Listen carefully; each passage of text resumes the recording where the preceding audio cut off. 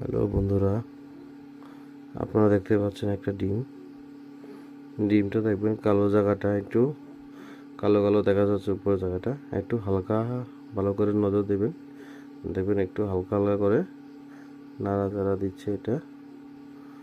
এটার মধ্যে ডিমটা ভালো গ্রোথ হয়েছে, সুন্দর। ডিমটা ভালো গ্রোথ হয়েছে।